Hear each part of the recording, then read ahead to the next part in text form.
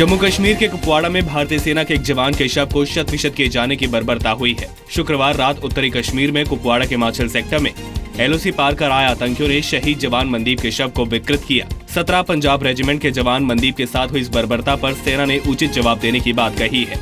सेना के बयान में कहा गया है कि आतंकियों ने POK में भागने से पहले भारतीय सेना के जवान का शव शत-विशत किया। उन्हें पाक आर्मी पोस्ट से कवर फायर मिल रहा था। ये बर्बरता सीमा पार के आधिकारिक और अनाधिकृत संगठनों का असली चेहरा है। इस करतूत पर उचित जवाब मिलेगा। माछिल में हुए एनकाउंटर में एक आतंकी भी मारा गया है। पाकिस्तान की ओर से जम्मू कश्मीर के अलग अलग इलाकों में लगातार फायरिंग की गई है। शुक्रवार को 5 जगहों पर सीज फायर तोड़ा गया।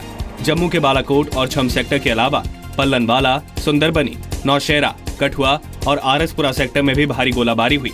इन फायरिंग में 2 नागरिकों की भी मौत हुई है। भारत की जवाबी कार्रवाई में पिछले एक हफ्ते में 15 पाक रेंजर्स मारे गए हैं, तो पिछले 2 हफ्तों में सेना और BSF के 5 जवान शहीद हुए हैं। जम्मू कश्मीर के अनंतनाग में शुक्रवार को एक और स्कूल की इमारत में आग लगा दी गई। दूरू अनंतनाग में इकरा पब्लिक स्कूल को आग के हवाले किया गया। जुलाई से अब तक अलगाववादियों की शय पर 24 स्कूलों में आग लगाई गई है। इस बीच DGP के राजेंद्र कुमार ने कहा कि स्कूलों, निजी वाहनों और सरकारी संपत्तियों को जलाने वालों की पहचान कर ली गई है। ऐसे लोगों की गिरफ्तारी के लिए पुलिस की स्पेशल टीम का गठन किया गया है। जासूसी के आरोप के घेरे में आया पाकिस्तानी उच्चायोग का कर्मचारी महमूद अख्तर पश्चिमी तट पर भारतीय सुरक्षा बलों की तैनाती की गोपनीय जानकारी जुटाने में लगा था। आशंका जताई जा रही है कि इस जानकारी से 2008 के मुंबई जैसा हमला दोहराने की साजिश हो सकती थी। केंद्रीय गृह मंत्रालय के एक अधिकारी के मुताबिक पश्चिमी तट के अलावा सरक्रीक और कच्छ में सेना की तैनाती और गुजरात, महाराष्ट्र, गोवा में सैनिक प्रतिष्ठानों की जानकारी हासिल करने की कोशिश की जा रही थी। डिप्लोमेटिक इम्यूनिटी के तहत आज अख्तर भारत छोड़ देगा, लेकिन उसने दिल्ली पुलिस के सामने वीडियो रिकॉर्डेड बयान में पिछले 1 साल से जासूसी की बात कबूली है। जम्मू कश्मीर में कुपवाड़ा के तंगधार सेक्टर में आतंकियों से मुठभेड़ में शहीद हुए सेना के राइफलमैन संदीप सिंह रावत का आज अंतिम संस्कार किया जाएगा। शहीद संदीप का अंतिम संस्कार देहरादून में उनके पैतृक गांव में किया जाएगा। शुक्रवार को श्रीनगर में सेना ने उन्हें श्रद्धांजलि दी थी। प्रधानमंत्री नरेंद्र मोदी इस बार दिवाली भारत चीन सीमा पर मनाएंगे। PM मोदी उत्तराखंड के गांव माना में जवानों के साथ दिवाली मनाएंगे। माना गांव उत्तराखंड की चीन से लगी सीमा पर स्थित है।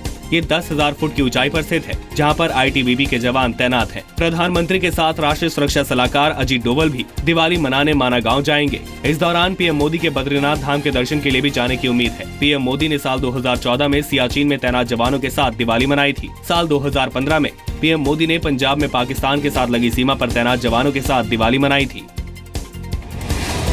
गुजरात के वडोदरा में पटाखा दुकान में आग लगने की वजह का अब तक पता नहीं चल सका है। शुक्रवार को रुस्तमपुरा इलाके में हुए हादसे में कम से कम 9 लोगों की जान गई है और कई लोग घायल हुए हैं। पटाखा दुकान से फैली आग आसपास की दुकानों और रिहायशी इलाकों तक फैली थी। हादसे के बाद इलाके में बड़ी संख्या में पुलिस बल तैनात किए गए हैं। जजों की नियुक्ति को लेकर सुप्रीम कोर्ट और सरकार में फिर ठन गई है। सुप्रीम कोर्ट की टिप्पणी में कहा गया है कि सरकार 9 महीने से उन नामों को क्यों दबाए हुए बैठी है जिनकी सिफारिश जजों की नियुक्ति के लिए कोलेजियम ने सरकार से की। जजों की कमी की वजह से कोर्ट रूम में ताले लग रहे हैं। In detail and what all things happened there in the Supreme Court today, I am not aware. But time and again pinpointing the center, I don't think that it is fair. अमेरिकी जांच agency FBI ने सांसदों से कहा है कि राष्ट्रपति पद की उम्मीदवार हिलेरी क्लिंटन के ईमेल मामले की दोबारा जांच शुरू की गई है। ये जांच नए ईमेल्स के खुलासे के बाद हो रही है। हिलेरी क्लिंटन पर अमेरिका की विदेश मंत्री रहते हुए ईमेल भेजने के लिए प्राइवेट सर्वर के इस्तेमाल का आरोप है, जिससे गोपनीय सूचनाएं लीक हुई।